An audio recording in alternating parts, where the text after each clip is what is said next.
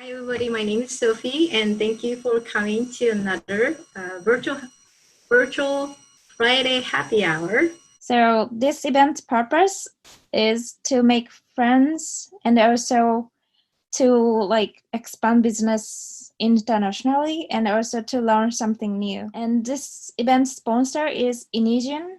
It's like Sophie's company. It's based in San Francisco, and they do homeschooling and online education service.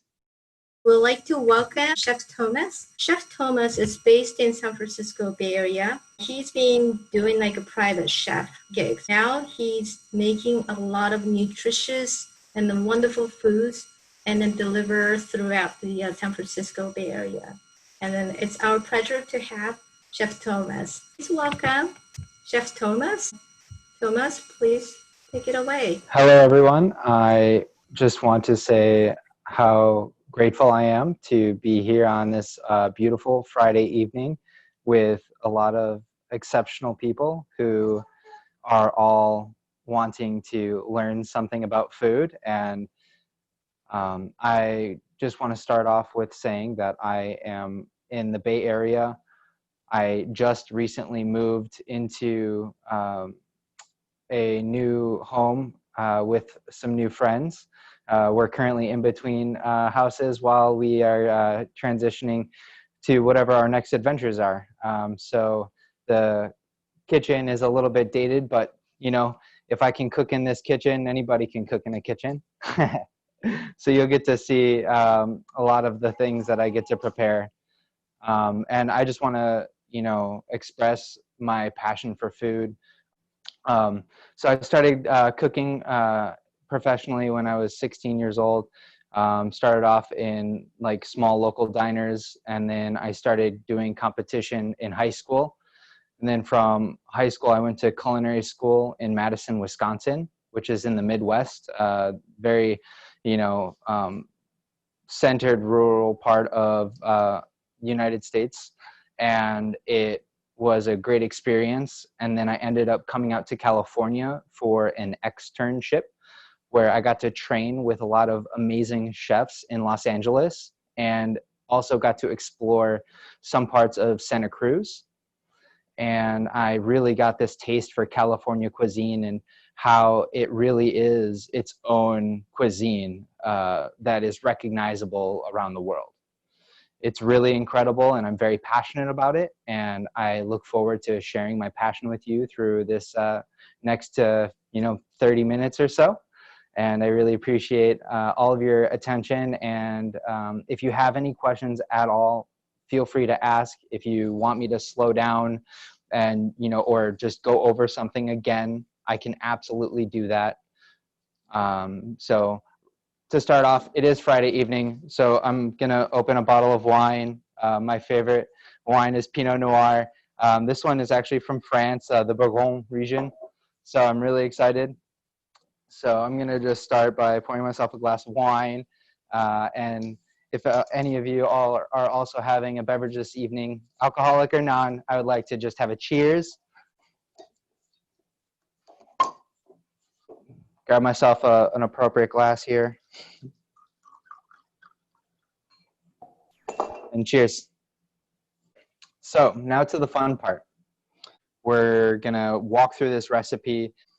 Obviously, I made a couple of tweaks to the recipe during this period of time. I'm just utilizing what I can get and really just trying to spice things up a little bit. So some fresh asparagus, 3 pounds. I've got 2 Vidalia onions, and I have leek. Did not get any garlic, and I have some organic heavy cream, which we're gonna finish our soup off with. This recipe that I decided to share with everybody is a recipe that anybody can perform. It is something that is very simple yet delicious and gets to showcase amazing fresh produce that we get to find here in the Bay Area. So starting off with a soup pot. So this soup pot is big enough to contain all of my ingredients and then some. So just in case I decide to make a bigger batch, I can. I'm using, instead of olive oil, avocado oil. So this is first cold press of avocado oil. So this is one of my favorite monosaturated fats that is not olive oil. If you use olive oil, I feel that when you cook with it, you end up actually taking out and discarding nutrients. Olive oil is something that should be consumed very fresh and regularly on the daily. It helps with your heart and longevity. It's really great for you.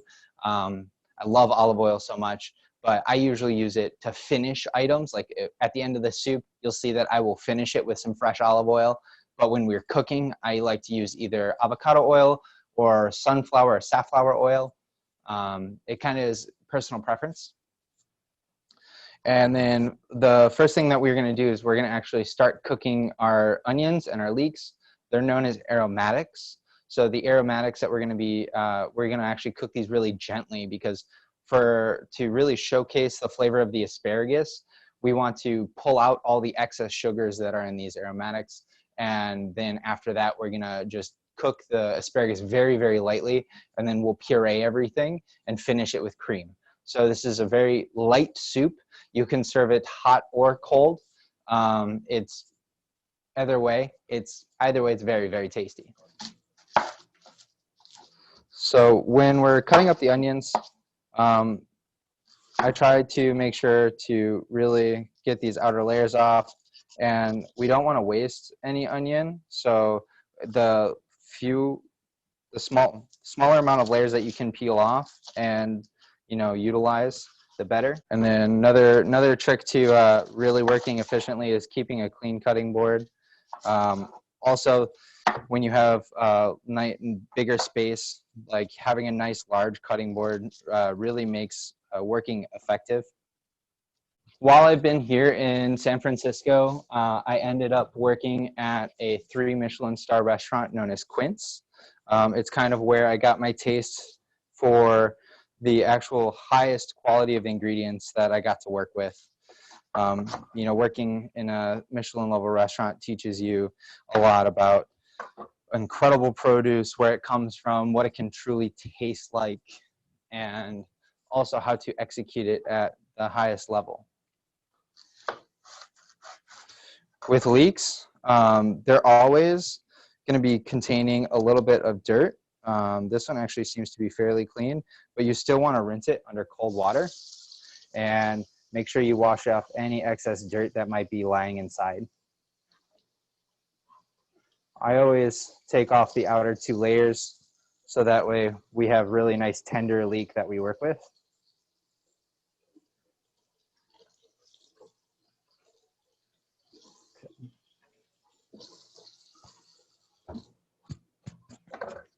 So we're going to slice this fairly thinly. We want it to be able to break down in the soup.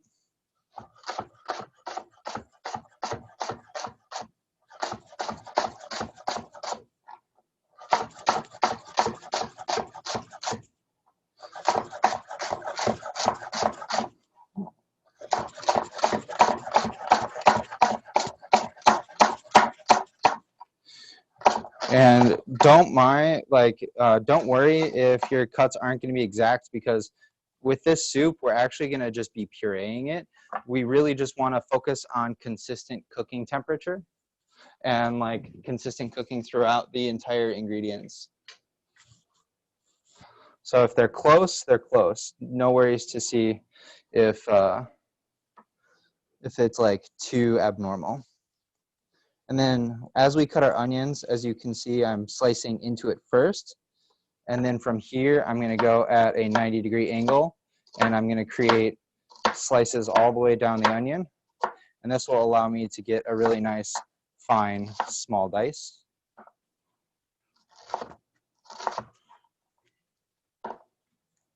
And again, this is more about making sure you're cooking all these ingredients all the way through without overcooking anything else.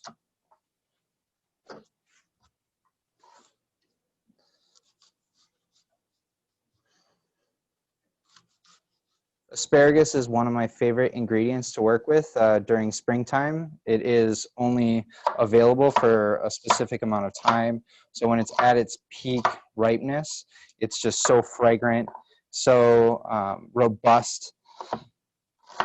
Absolutely one of my favorite flavors.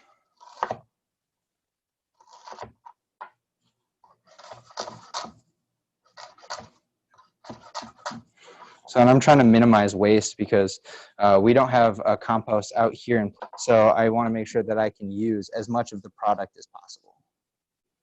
When I first moved to California from Wisconsin, it was about 3 years ago, and I got to experience what the Bay Area truly has to offer when it comes to seasons.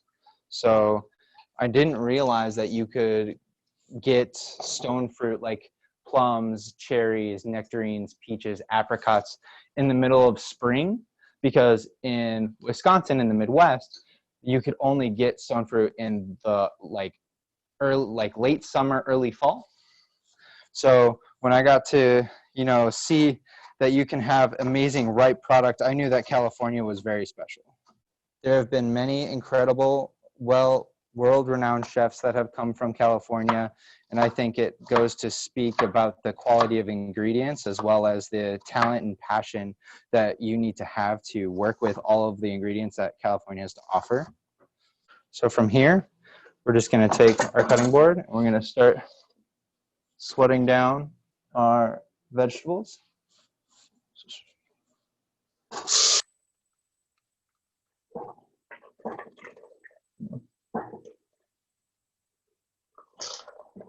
So I got this over medium heat. I'm going to turn on my fan.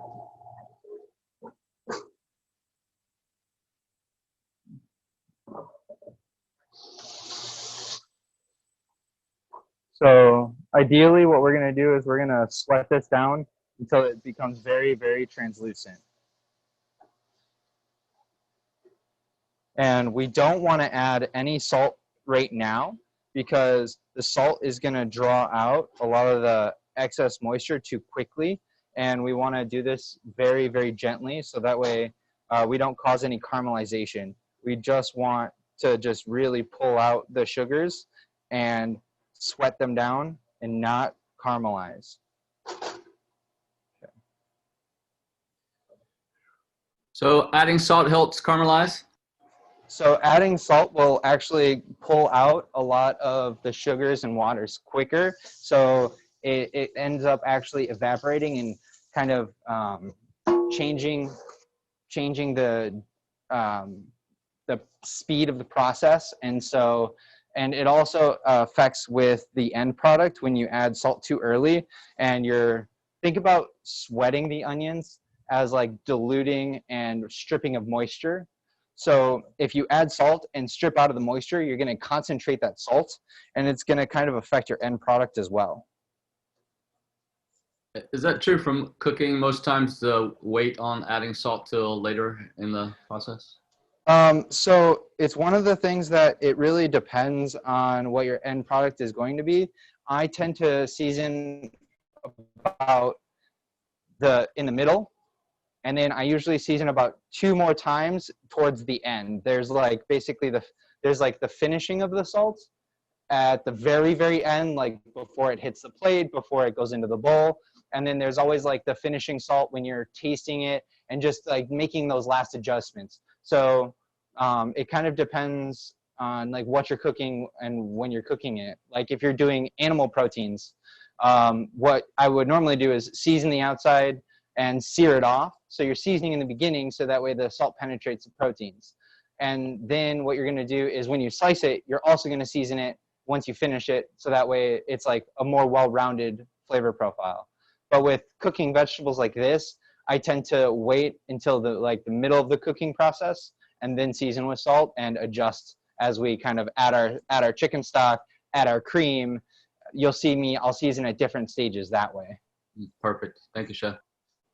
On my recipe, I added, I usually cook with vegetable stock, but this time, since I'm cooking for my fiance and I at home, we're going to be using chicken stock, a little more rounder flavor, obviously extra collagen, good for your joints. And as I'm cleaning this asparagus, I'm pulling it until the asparagus naturally breaks.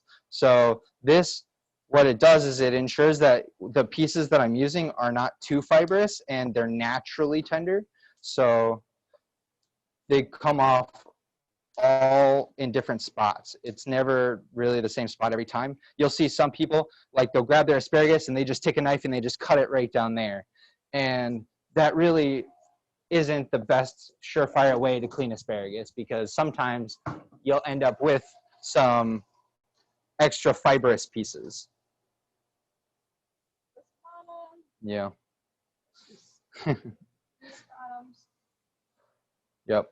And then if we come over here, you'll see that a lot of my onions and leeks, they're starting to break down and starting to get really translucent. So I'm going to let this cook at a low temperature for another, I would say, about 5 minutes. And then we should be ready to add our asparagus, which is perfect because it should take me about 5 minutes to clean all the asparagus. And again, like, you know, I really just try to focus on letting it break itself. I'm not like forcing it by any means.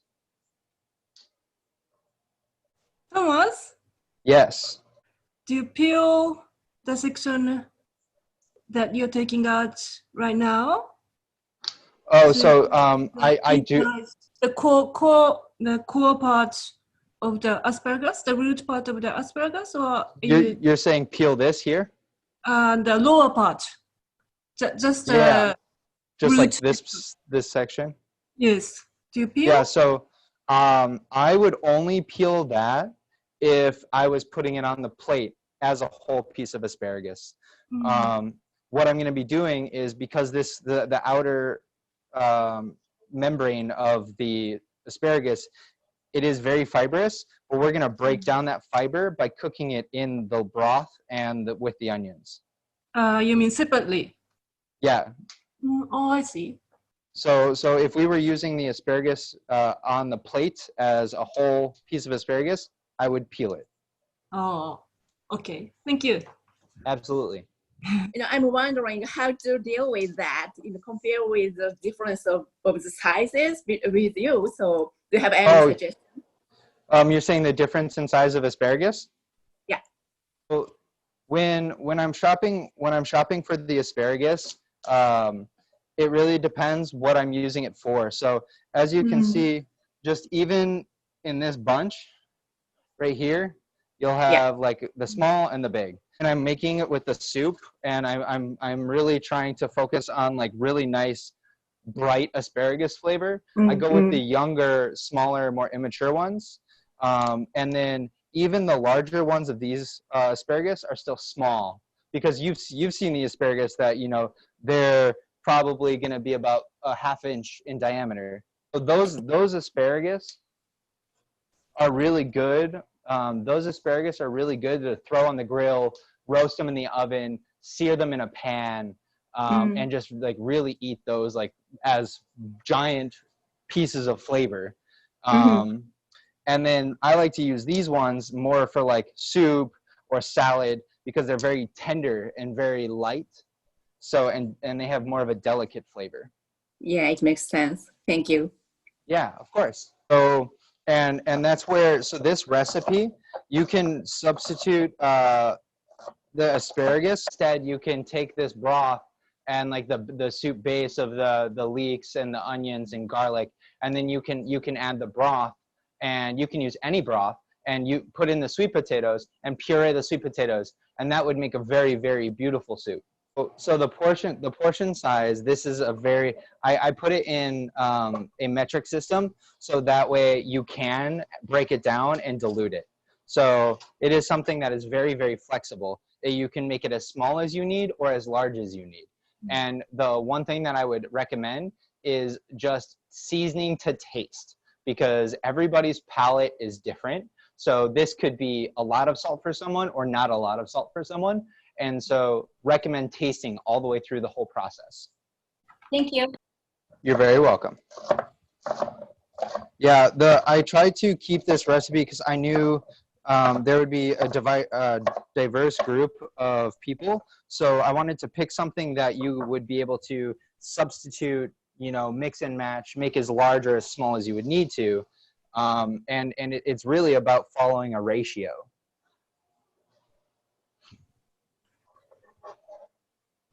So once I get all of the asparagus into the pot, I'm gonna hit it with the first round of salt to really bring in the flavors of the asparagus into this base.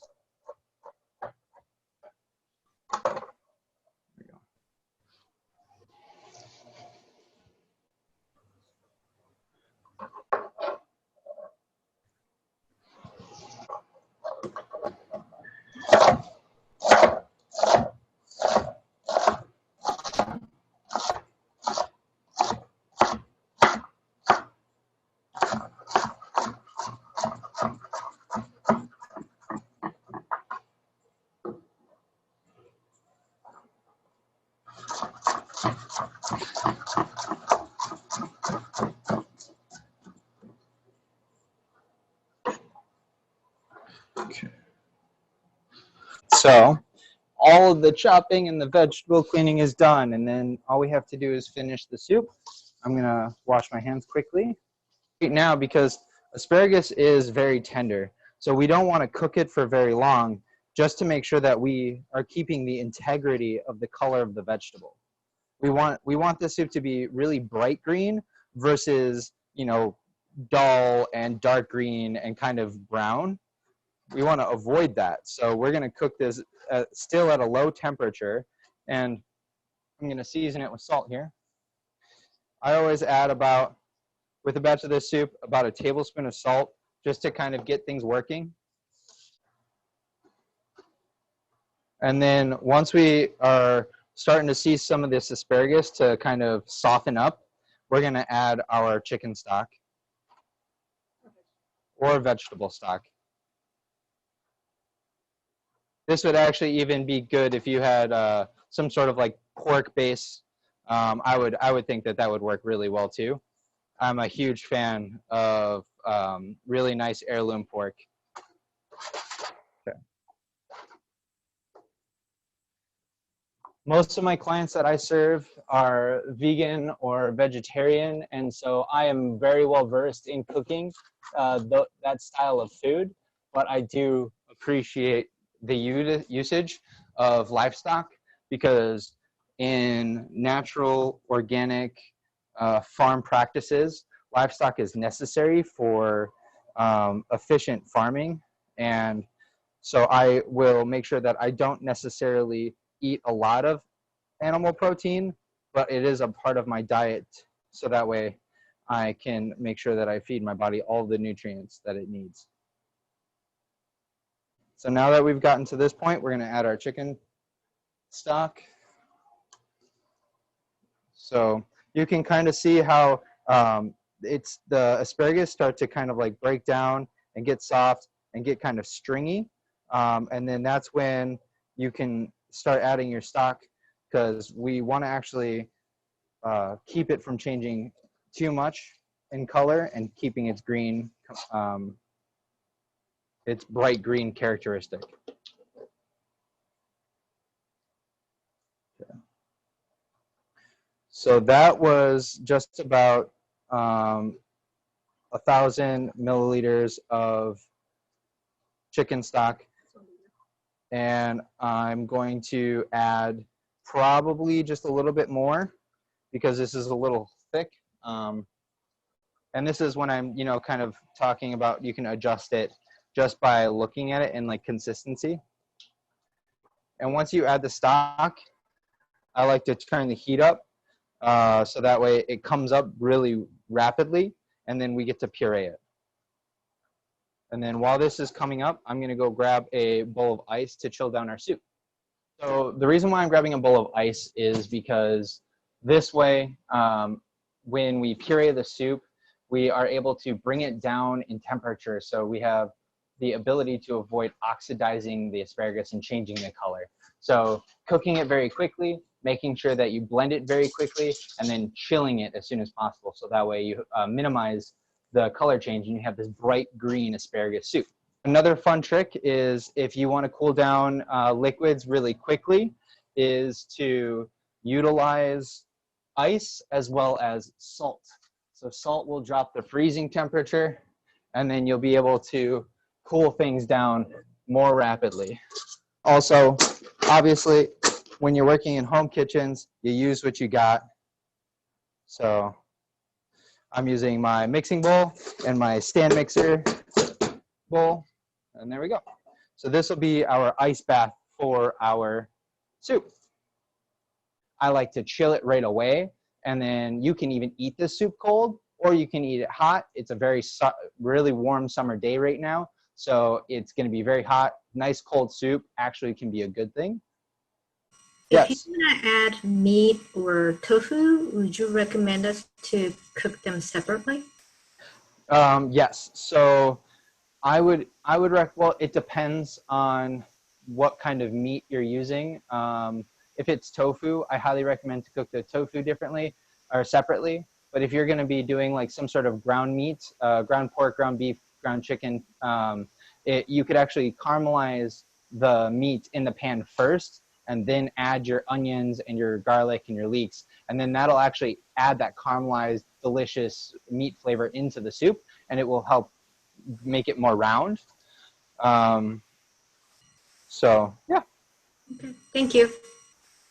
If you want like chunks of meat, like chunks of like, you know, steak, chunks of pork, like larger pieces, I highly recommend to cook those separately. Okay, thanks. Yeah. Hey, Chef, what about the color after when you chill it down? Say when you come back, maybe in a couple days, if you heat it up again, does it change the color? Yes. So when you heat it back up, it's one of those things that it will affect the color. And one thing that helps you preserve that is lemon juice. So I use, you know, organic Santa Cruz lemon juice. This will help the preservation of that color. So adding just a couple, you know, a teaspoon into the soup and adding citric acid will keep that brightness. Okay, so right here, we're good. I don't want to cook it any longer. As you can see, it's really nice, bright green, really rich. We've gotten to take a lot of color, and it's not boiling hot. I didn't want it to boil because I don't want to cook it too far. I've got my blender here, and I'm just going to pour this in with a little less liquid and a little more asparagus. The liquid's going to really help you break down the fiber, so you don't want to put too much of the stock in right away. Okay, there we go. Okay, and I'm going to do this in smaller batches so we can really break down this asparagus. All right, and then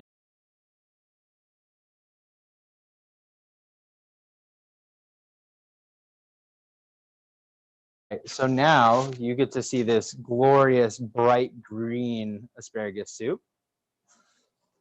And we're going to pass this through a strainer to catch any excess fiber.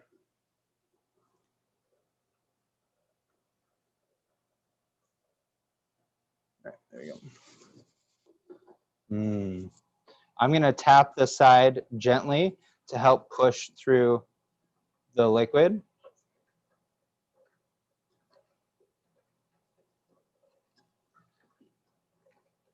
And I'm doing this right into the ice bath. That way we can really focus on keeping this color. Because when you have something that's really nice and beautiful and bright and green, it just, you know, it makes you so much happier than if you get a bowl that's just tainted and a little brown and tinged. It's just not as satisfying, you know? Okay.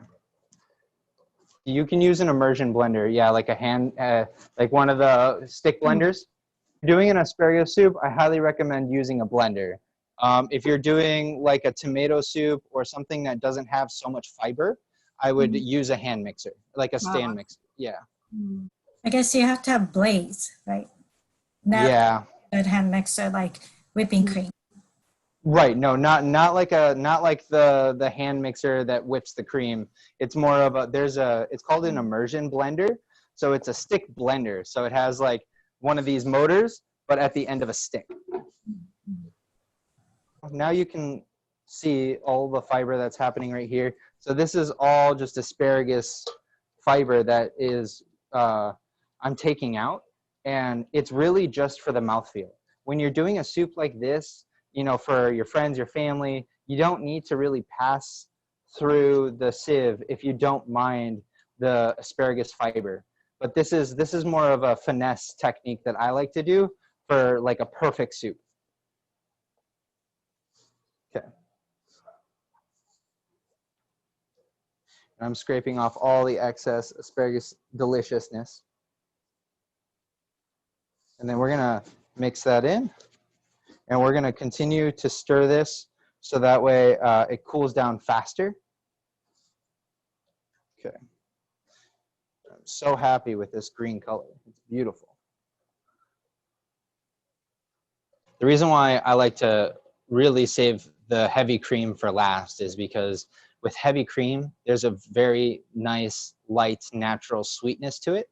And if we add that at the end, it really keeps that richness, that sweetness, very delicate flavor for this amazingly delicate soup. Here we have our asparagus soup. And then I'm just gonna gently stream about, I would say, half of this heavy cream into the soup. And this will also help it cool down. There we go.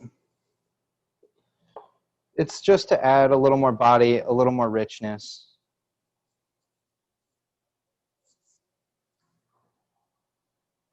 Okay, and then from here, I grab a bunch of spoons so that way I can consistently taste through the process. So the only time I've added salt so far was the initial time when I seasoned it when the asparagus hit the pan. Then I added both the stocks, and I really wanted to wait to have all the flavors come together, and then I'll season it again.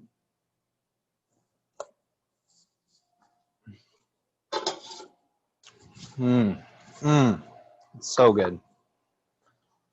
Okay, so I'm gonna add probably another, say, half a tablespoon of salt.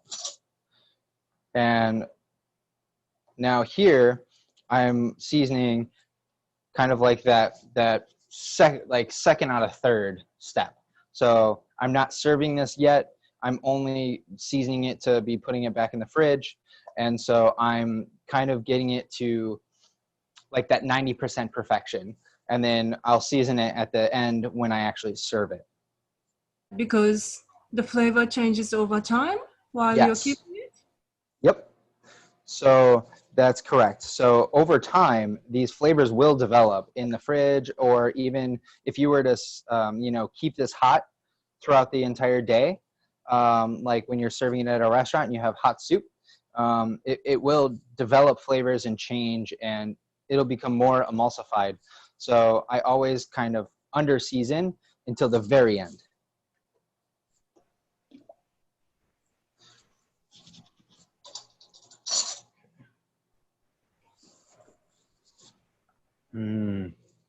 Yeah, just a tiny bit more. We're almost there. And then after this, I'm gonna hit it with just a touch of lemon juice. Add that acidity in there. It's gonna be very nice, and just give it a little brightness to it. Okay, and I'd say about 2 teaspoons. And by 2 teaspoons, I also mean like, I would say 25 grams. Here we go. Beautiful, summery, delicious. Then we will do a bowl for presentation. So this, I'm going to lightly whip a little bit of this heavy cream just for good measure. Go into here.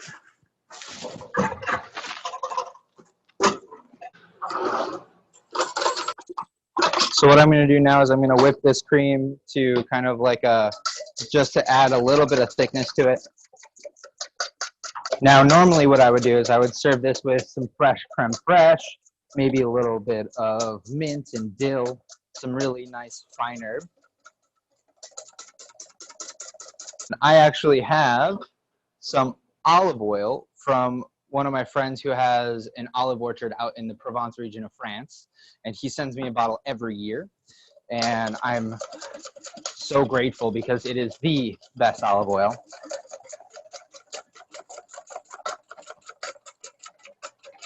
Chef, Now is yes. the olive oil peppery, or is the region from France somewhat like mild and lemony to taste? So this olive oil is actually very grassy, very aromatic and pungent. It's not super spicy. It doesn't hit the back of your throat like if you were to get like maybe Piedmont Italian olive oil.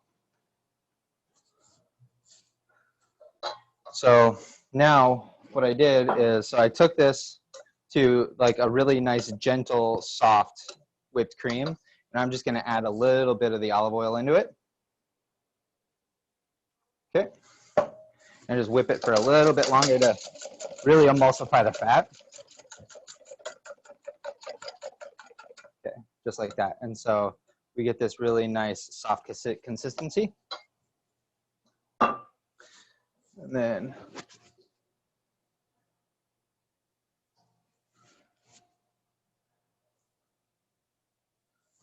oh, this bright, beautiful green. I'm so happy. Then we'll take a generous spoonful of cream, like a little cloud, just hitting that bowl ever so gently. And I might have a little secret in here, I'm not sure. There it is.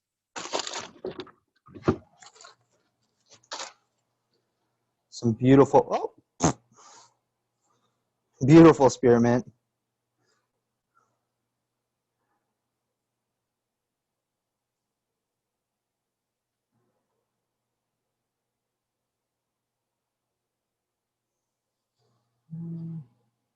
Normally I have my tweezers for this. Oh, there we go.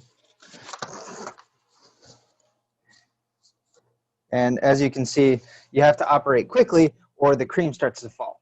But voila, you have a beautiful spring/summer asparagus soup, fresh from California with a little hint of amazing aromatic from France. I use mint because it is very fresh, fragrant, and so I also like to combine it with a little bit of dill. Yeah, it's not for everything, but this soup is really nice with some really aromatic herbs. So a lot of flavor profiles kind of mix and match. Thank you everyone for this time. Thank you for having me. I'm so grateful to be able to meet all of you. Hopefully I get to explore the world and meet some of you in person. One of my clients, you know, he had me cook for him down in the Maldives.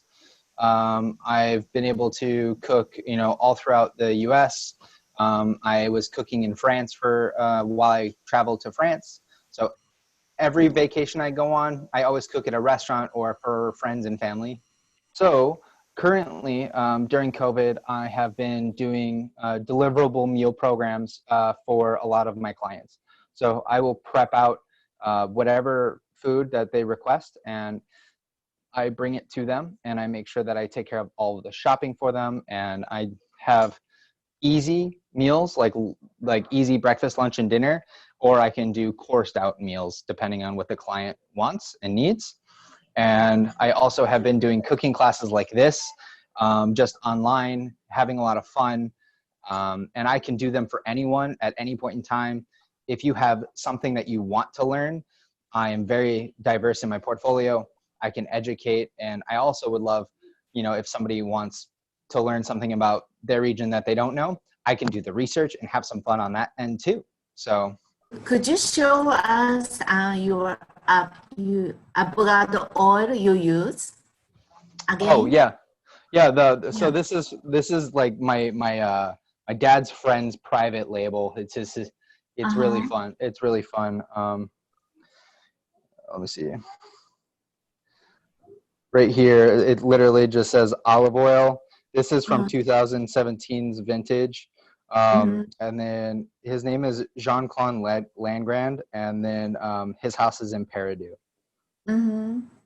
Thank you. Yeah, of course. Okay, and the avocado oil, is that a California brand? Yeah. So the avocado oil is from, I believe this is from California. Oh no, this is actually this avocado is from Spain.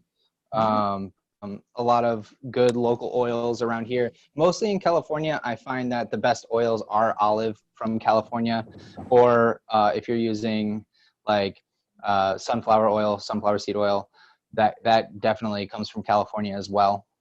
Or if you want to contact me, which is chefthomasowen.com. Well, thank you so much.